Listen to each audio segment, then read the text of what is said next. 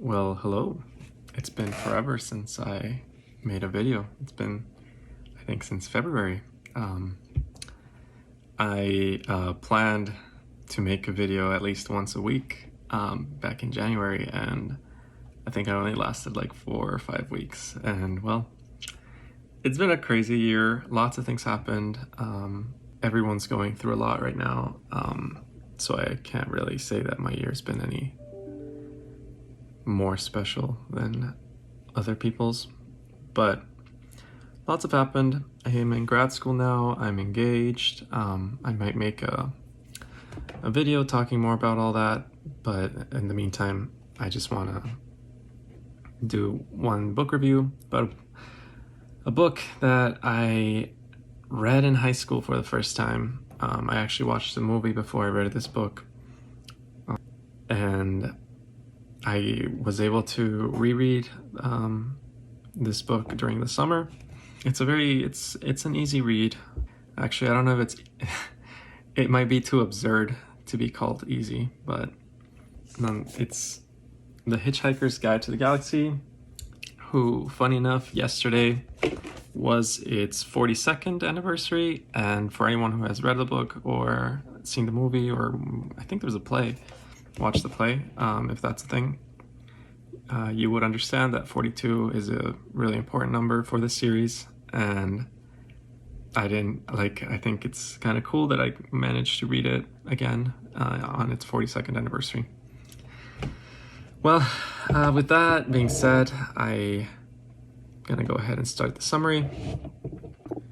This book might be the most ridiculous and absurd and original book I have ever read. It's really out there, not gonna lie. You have so many random things happening at the time, and things that in other books I don't think they could be pulled off because they're so unlikely and like in your face unlikely to. I think this book is the perfect blend between politics, science fiction, humor.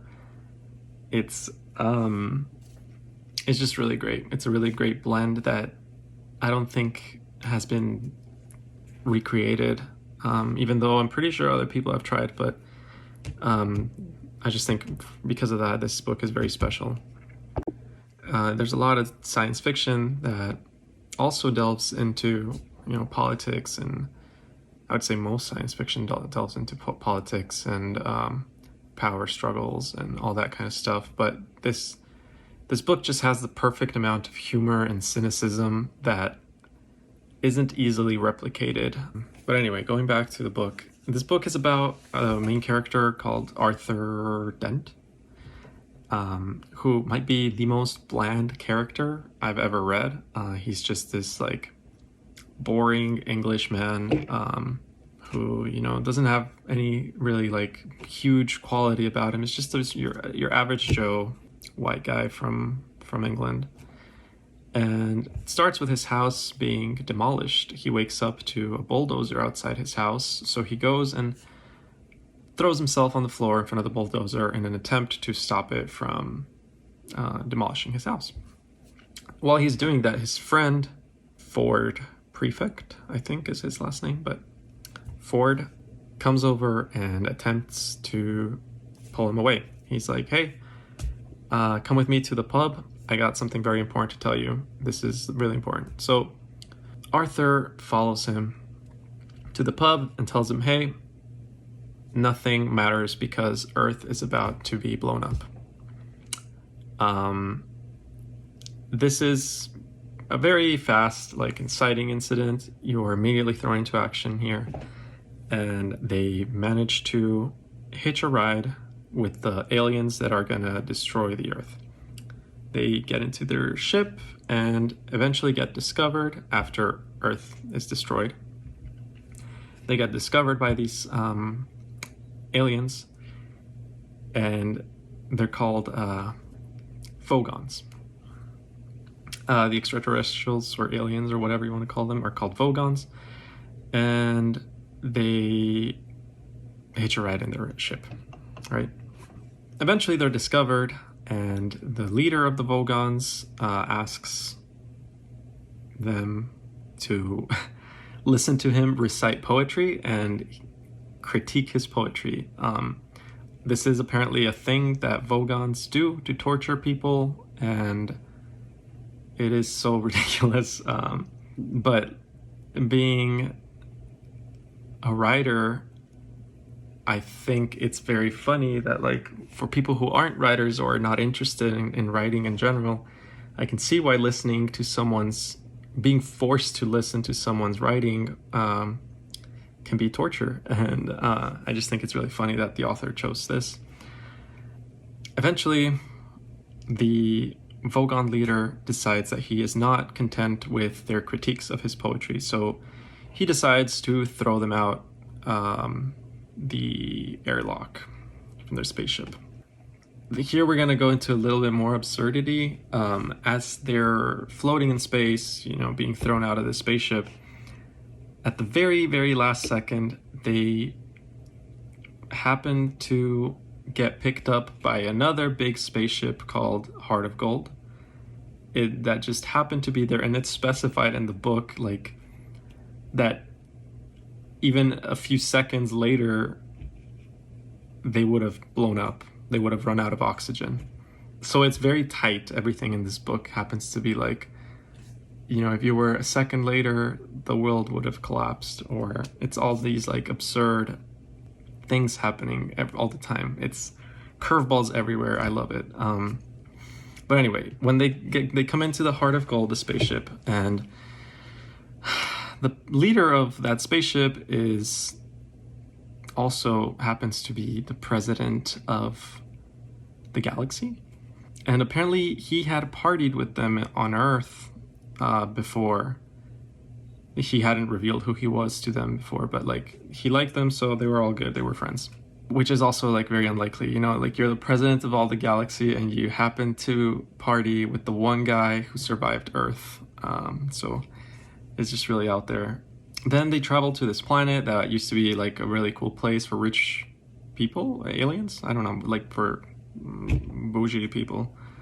And as they're arriving, this is my favorite scene. There's like a whale that is falling down. It just spawns out of nowhere and it's falling down into this planet as they're descending. And we see this from the perspective of the whale, where the whale is like, freaking out because it's falling. It has no idea. It has no past because it just spawned out of nowhere. And it's like trying to figure out what is happening. And the whale goes like, who am I? What am I doing? What is this place? And then he starts acknowledging things like, oh, I have this thing in my back. I think I'm going to call it a tail.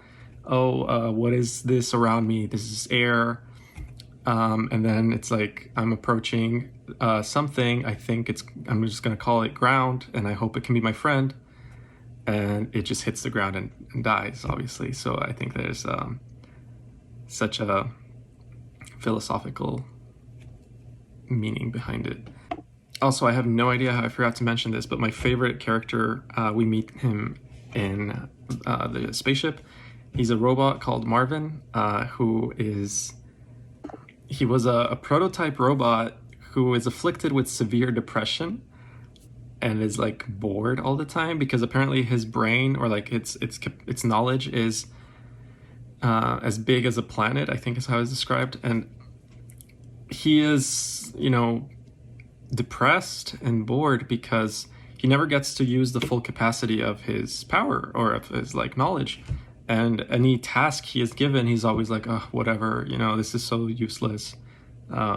Everything's meaningless. And it's so fun to see a character like that, so gloomy and sad, in this absurd world where like things are happening all the time that like make no sense.